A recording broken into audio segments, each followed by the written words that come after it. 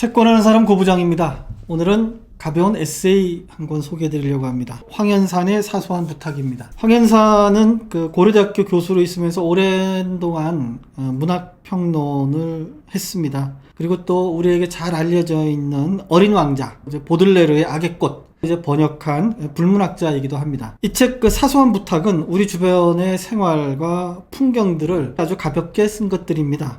호남에 가면은 항상 떡 벌어지게 상을 내옵니다. 이제 그런 것들을 보면서 여관집 밥상이라는 말이 그쪽에서 많이 쓰였던 모양입니다. 여관집 밥상이라는 것이 뭐냐? 이러면서 이제 이야기를 풀어가는 방식이죠.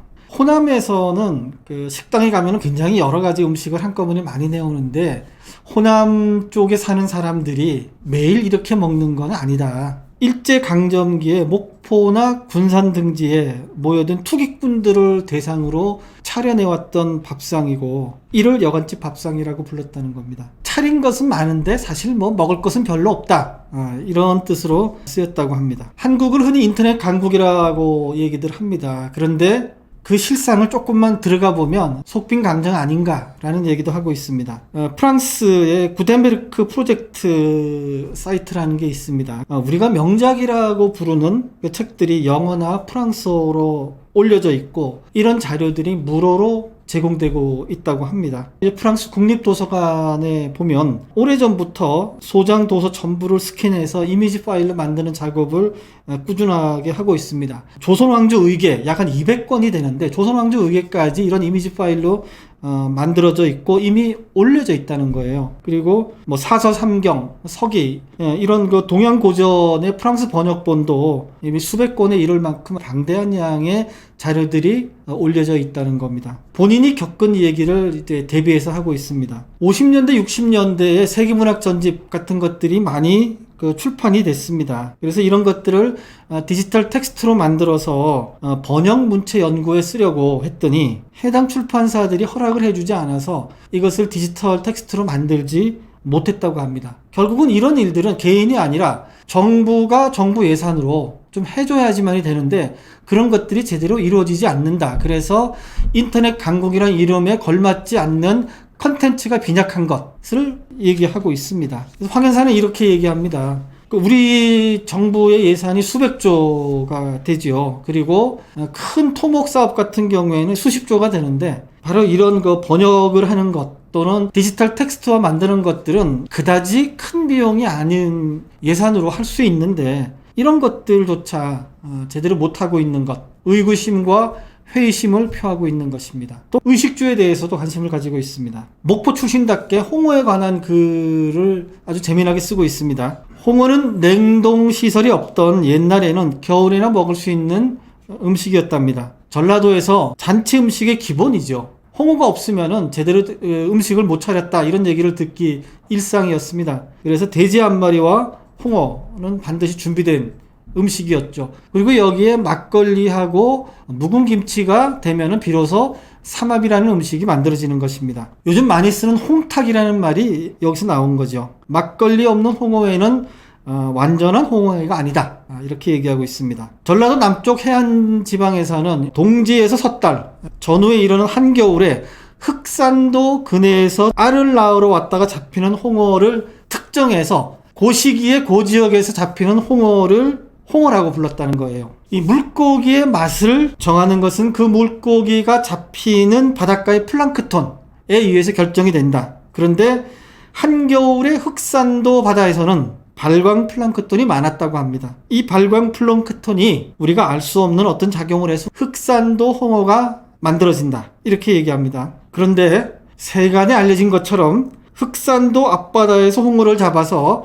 열흘 넘게 배에 실어 목포나 영산포로 운송하는 동안에 홍어가 부패해서 그 고유한 홍어의 맛이 되었다라는 얘기는 사실이 아니다라고 얘기하고 있습니다. 겨울이어서 부패할 수도 없었고 옛날에도 아주 싱싱한 홍어를 먹었다라는 얘기죠. 황현산은 이렇게 얘기합니다. 운송 중에 부패했다라고 얘기하는 것은 천박한 과학주의나 식민주의 때문이다. 이렇게 단언하고 있습니다. 이 섣부른 근대주의자들의 주장이나 설명으로 잘 이해가 되지 않는 것을 가난함이나 목매함으로 돌려서 농어촌을 도시의 식민지로 살면하는 의도가 아니냐 이렇게 얘기하는 것이죠. 이 얘기를 약간 돌려보겠습니다. 황현사는 교육자답게 어린이들의 글짓기에 대해서도 관심을 보내고 있습니다. 약간 머리가 좋은 아이라면 예술적 재능을 흉내내기는 그리 어렵지 않다. 몇 가지 구조, 몇 가지 코드를 눈치만 채면 할 수 있다. 그런데 정말 재능이 있는 아이라면 말의 논리에 염두를 두지 않으면서도 그 논리에 구멍을 뚫을 줄 안다. 교육에서 격려와 칭찬은 늘 중요합니다. 그러나 같은 칭찬이라도 잘하고 있다와 너는 천재다 이렇게 얘기하는 것에 따라서 아이의 장래가 결정되기도 한다. 소년 시절에 천재였던 또는 소년 시절에 시인이었던 아이가 커서도 천재가 되거나 시인이 되는 경우가 그리 흔하지 않았다라는 것이 여기서 반증하는 얘기이기도 합니다. 황현산이 번역한 어린 왕자는 많은 독자들의 사랑을 받고 있습니다. 어린 왕자를 만난 여우는 길들인다는 것에 대해서 얘기합니다. 길들인다는 것은 자기 아닌 다른 것과 관계를 맺으며 그것의 삶 속에 자신을 있게 하는 것이다 라고 정의하고 있습니다. 인간은 자기가 공들여 일구고 가꾼 것들과만 진정한 관계를 맺을 수 있습니다. 이 관계를 통해서만 자기 존재를 확장할 수 있습니다. 많은 사람과 관계를 맺어도 또는 수많은 물건을 소유해도 자신의 마음과 노력을 들여 관계를 맺는 것이 아니면 다 소용없게 될 것입니다. 요즘 젊은이들이 삼포 세대라는 얘기를 합니다.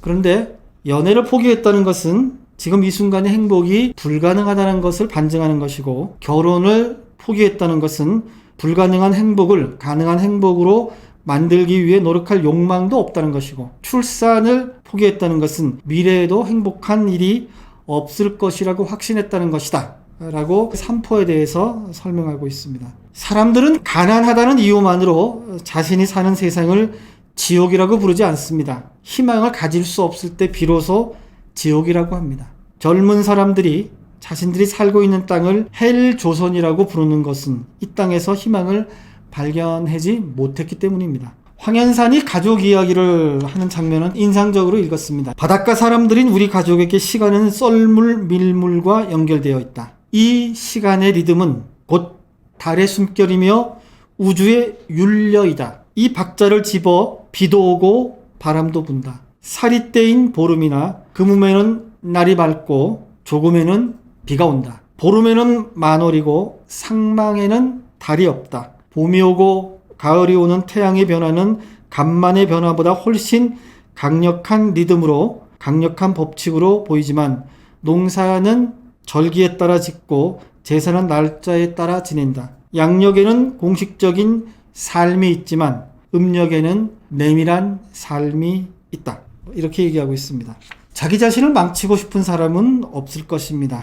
그러나 자신을 망친 사람은 참으로 많습니다. 최선의 의지를 이끌어내려고 노력했으나 저를 바꾸지는 못했습니다. 저 자신을 제 마음대로 바꿀 수 있다면 성공하지 못할 사람이 얼마나 있겠습니까? 나의 무의식은 나이면서 내가 아닙니다. 무의식은 내 의지에 따르지 않으면 내 말을 듣지도 않습니다. 내 욕망이 내 아이를 착한 아이가 되게 할 수도 없고 나 자신을 훌륭한 사람으로 만들어주는 것도 아닙니다. 라고 쓰고 있습니다. 황현사는 이 책에서 살아가면서 느끼는 아주 잔잔한 얘기들을 무게 있게 실어내고 있습니다. 황현산의 사소한 부탁에 주는 별점은 2입니다.